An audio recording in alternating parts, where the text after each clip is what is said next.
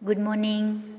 आज हम chapter number 12 धरती की शान, जिसके कवि है पंडित भरत व्यास, जो एक सुंदर कविता है, मनुष्य के ऊपर लिखी गई है।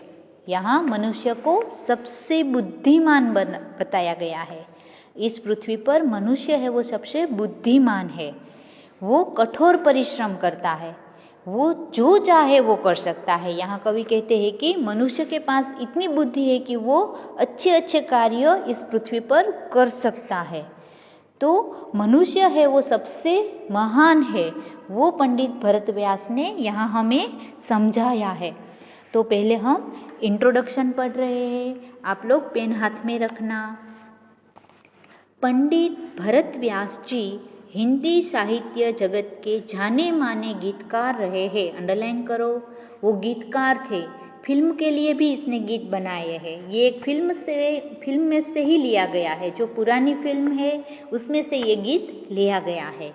आपका जन्म राजस्थान के चूरू नामक गांव में हुआ था। आपने कई गीत काव्यों की रचना की है। आपकी गीत रचनाएं हिंदी फिल्मों में भी ली गई है। तो पंडित भरत व्यास जी ने जो भी गीत लिखे हैं वो हिंदी फिल्मों में भी लिए गए हैं। आपकी रचनाओं में विभिन्न मानव मूल्य प्रस्थापित हुए हैं।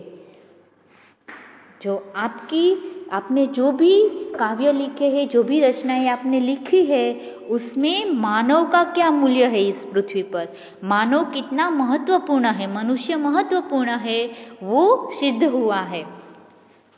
प्रस्तुत गीत सन 1958 में, खास अंडरलाइन करना, 1958 में आई हिंदी फिल्म गांव गोरी से लिया गया है। खास अंडरलाइन करो, गांव गोरी नामक एक फिल्म थी, हिंदी फिल्म, जिसमें से ये गीत लिया गया है। इस गीत में 1958 जो ब्लैक एंड व्हाइट फिल्म थी, इस गीत में मनुष्य की महत्ता को देखते हुए मनुष्य को सबसे बुद्धिमान बताया है। इसमें मनुष्य को सबसे बड़ा बुद्धिमान बताया है। मनुष्य ने अपनी बुद्धि और कठोर परिश्रम के बल पर जल, थल और नभ में तमाम उपलब्धियां अर्जित की है।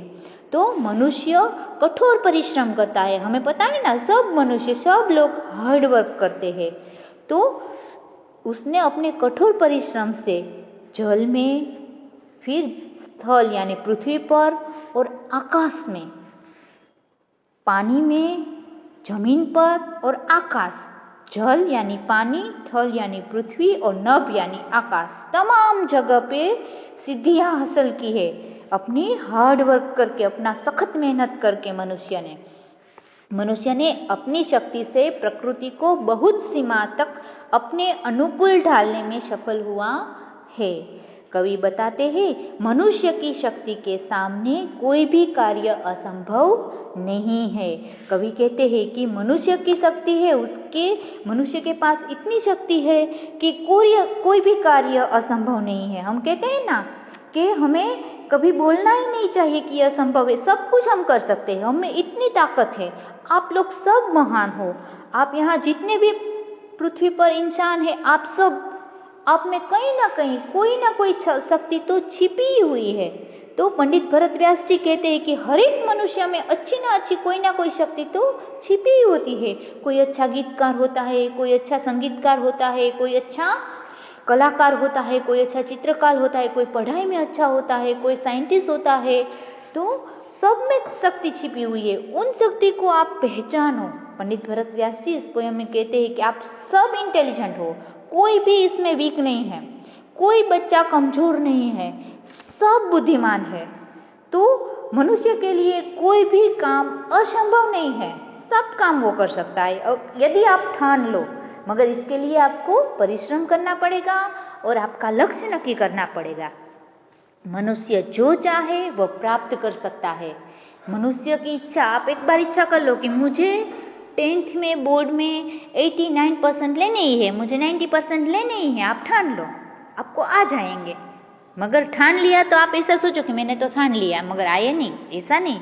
इसलिए दूसरी लाइन में कवि ने कहा है कि आपको इसके लिए सख्त हार्डवर्क करना पड़ेगा। तो बैठे बैठे हम इससे बोर हो जाए, बैठे बैठे हमारा शरीर हम रोगों का घर बनाए, इससे अच्छा हम हमारे शरीर को घिसे, उसके पास से काम ले हमारे शरीर के पास से, तो हम हमारे लक्ष्य तक पहुंच जाते हैं। यानी कि मनुष्य ही धरती की शान है, यही भाव काव्य में अंतर्निहित है। अंत तक कवि ने कहा है कि इस धरती को सबसे सुंदर बनाने में किसी का भी हाथ हो तो वो मनुष्य का हाथ है। यही हमारी महानता का प्रमाण है। यहाँ हम कितने महान हैं, हमें गर्व होगा कि अरे हम इतने महान हैं, मनुष्य इतना महान है, हम सब इतना कुछ कर सकते हैं। तो ये काव्य पढ़ के हमें गर्व होगा, हमें अभिमान अपने आप पर होगा, जो यहाँ पंडित भरत व्यास जी ने हमारी तारीफ ही की है। यहाँ अभी पोयम हम स्टार्ट करते हैं। धरती की शान तू भारत माता की संतान। धरती की शान, शान यानी शोभा। हे भारत माता के संतान, भारत की संतान, हे भारत माता के संतान, तू इस धरती की शोभा है, तू इस धरती का गौरव है, तू इस धरती की सुंदरता है। तेरी मुट्ठियों में बंद तूफान है रे। तू अपनी मुट्ठी में तूफान को बंद कर सकता है। तू इतनी शक्ति रखता है, तू इतना ताकतवर है, तेरी मुट्ठी में तूफान को तू बंद कर सकता है। मनुष्य तू बड़ा महान है रे। हे मनुष्य, सचमुच तू बहुत महान है, तू बहुत शक्तिशाली है, तुम में बहुत ताकत है। तो पहली 3 लाइन में, हे भारत माता की संतान, तू इस धरती का गौरव है, तू तूफानों को भी अपनी मुट्ठियों में बंद कर सकता है। तू इतनी शक्ति रखता है कि तूफान को तू अपनी मुट्ठी में बंद कर देता है। हे मनुष्य, तू बहुत बड़ा है, तू इस धरती की तू शक्तिशाली है। तू जो चाहे पर्वत पहाड़ को फोड़ दे। हे मनुष्य, तू जो चाहे तो पर्वत को फोड़ सकता है।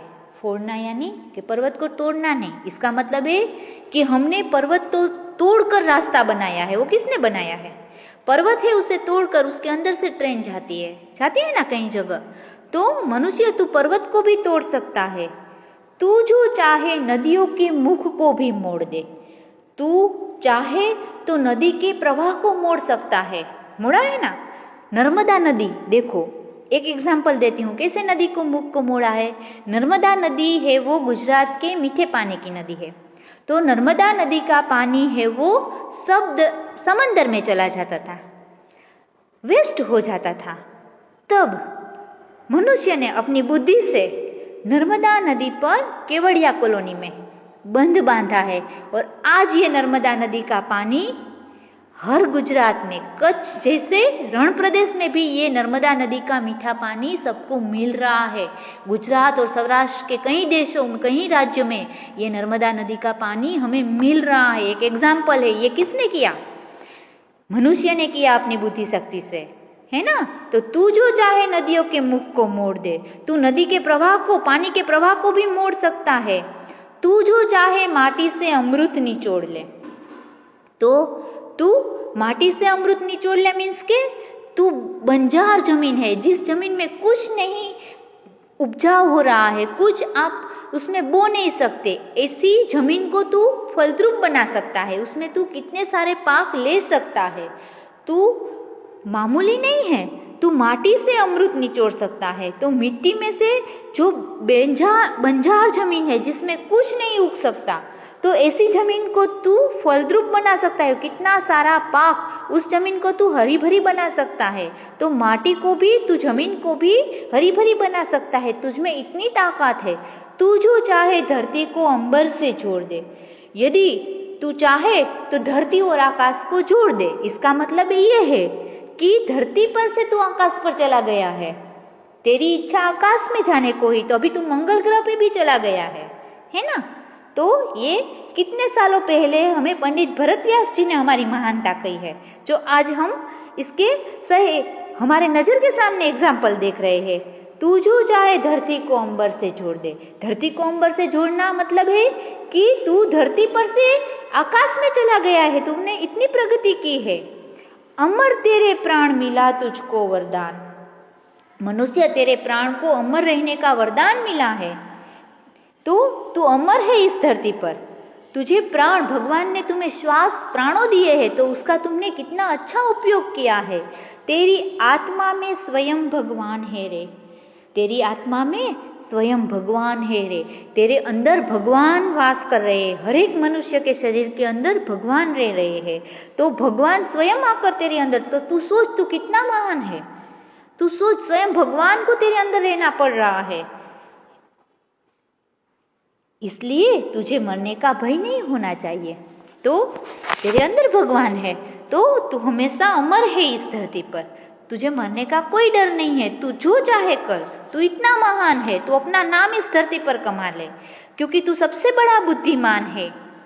नयनों में ज्वाल, तेरी गति में भूचाल। भूचाल यानी भूकंप, नयन यानी आंख। कवि कहते हैं, मनुष्य तेरे क्रोध भरे नेत्र अग्नि के ज्वाला के समान है। तो तेरे नयनों में आग है। तू यदि अपने नयन इधर उधर कर, कुछ गलती हो, तो तेरी क्रोध भरे तेरे जो नेत्र है, तेरी आंखें है, उसमें वो अग्नि के ज्वाला के समान है।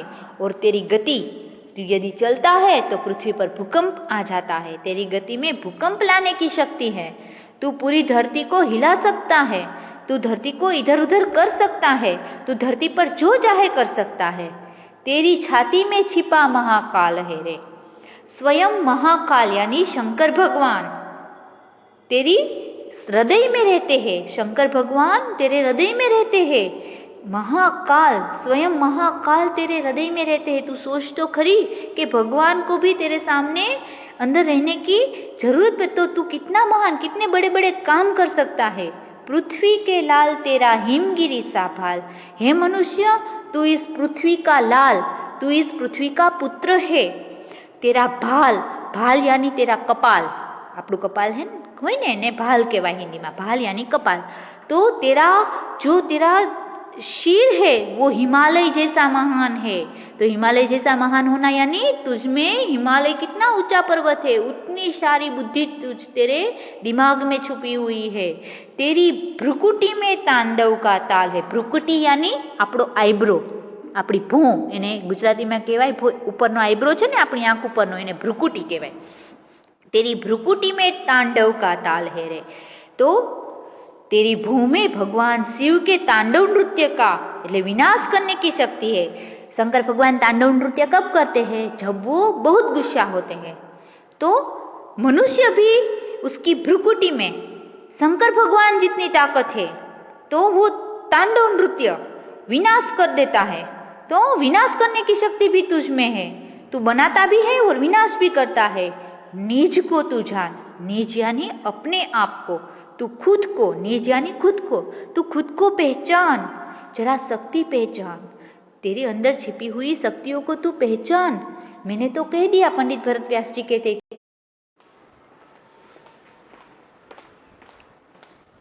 तो यहाँ पंडित भरत व्यास जी कहते हैं, निज को तू जान। निज यानी खुद को तू पहचान, अपनी शक्ति को, अंदर छिपी हुई शक्ति को जान। तू क्यों अपने आप को कमजोर समझता है? तेरी वाणी में युग का आह्वान है।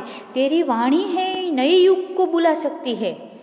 तो हमें स्वामी विवेकानंद की वाणी, गांधी जी की वाणी हम याद रखते हैं ना, तो उसमें इतनी शक्ति थी।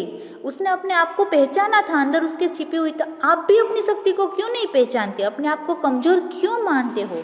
धरती सा धीर तू है, अग्नि सा वीर। तो हे मनुष्य, तुझ में धरती जैसी धीरज है। धरती है ना, वो धैर्यवान है।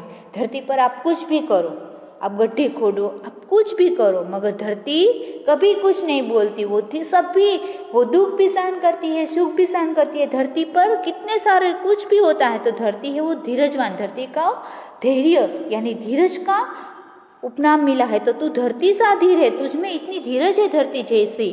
अग्नि सा वीर, अग्नि जैसी ताकत तुझमें है। एक अग्नि का तिनका देखो आप रखो, पूरे जंगल को नाश कर देगा।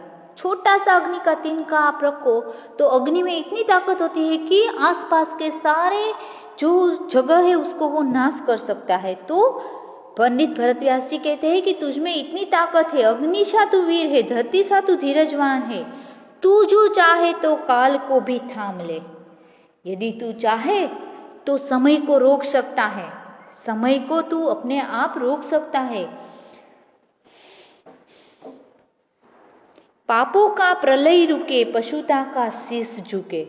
आज धरती पर जो पाप की बाढ़ आई है ना, आज कितने सारे पाप धरती पर हो रहे हैं, आज कितने सारे अत्याचार धरती पर हो रहे हैं। तू जो चाहे तो उसको भी रोक सकता है।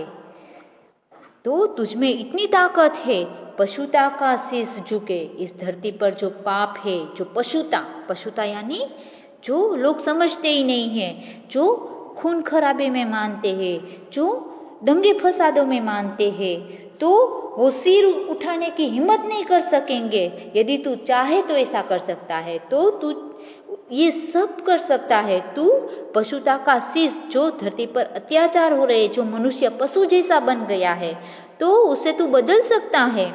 तू जो अगर हिम्मत से काम ले, गुरु सा मतिमान, पवन सा तू गतिमान।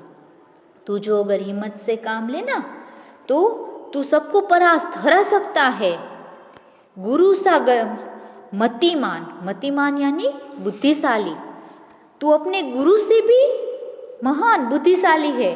तो अपने गुरु, हमने आगे के चैप्टर में पढ़ा ना कि गुरु है, शिष्य है, वो गुरु से भी आगे जाता है ना। रामकृष्ण परमहंस का शिष्य स्वामी विवेकानंद, तो वो रामकृष्ण परमहंस से भी आगे गए। तो तू अपने गुरु से भी बुद्धिशाली है। पवन सा तू गतिमान, पवन जैसी गति है। एक पवन का झोंका देखो, एक जोरदार पवन का झोंका है तो कितनी सारी चीजें उड़ा सकता है ना। तो तुझमें पवन जैसी ताकत है, तेरी नभ से भी ऊंची उड़ान है रे। तो तेरी नभ से भी तू आकाश में जैसे चाहे वैसे उड़ान भर सकता है। कल्पना चावला गई थी ना आकाश में, तो तू भी सोच, तू आकाश में जाके जैसे चाहे वहां कितने दिन रह सकता है। वो आकाश में जाके तू जैसे चाहे वैसे उड़ान भर सकता है। तो हे मनुष्य, तू बड़ा महान है रे। तो मनुष्य, तू अपने आप को कमजोर ना समझ, तू अपने आप को ऐसा मंद बुद्धि या अपने ऐसा ना सोच कि मुझ में कुछ बुद्धि नहीं है। सब बुद्धिशाली है, सब में शक्ति छिपी हुई है। तो मनुष्य, तू उस शक्ति को पहचान, अपने अंदर छिपी हुई शक्ति को तू पहचान, अपने आप को जान कि तुझ में कितनी शक्ति है। तो पंडित भरत व्यास जी यहाँ मनुष्य की महत्ता बताते हैं कि मनुष्य इस धरती पर कितना महान है। तो वो भारत माता की संतान है, जो गौरव है।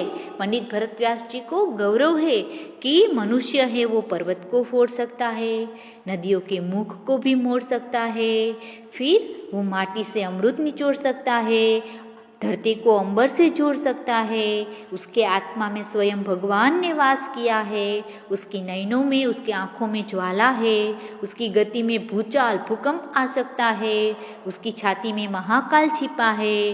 वो पृथ्वी का सपूत है और उसका भाल, उसका कपाल है वो हिमगिरी सा है। उसकी भ्रकुटी यानी वो भूं जब ऊंची करे तो उसमें तांडव का ताल है। तो ये सब आप में है, तो मनुष्य के अंदर ये सब है। तो तू अपने आप को मनुष्य पहचान, अपने अंदर छिपी हुई शक्ति को जान, उसे बाहर निकाल और धरती पर तू ऐसे काम कर कि तू युगों युगों तक तेरा सब नाम ले, युगों युगों तक तुझे सब पहचाने। तो यहाँ पंडित भरत व्यास जी ने हमें मनुष्य की महत्ता के बारे में समझाया है।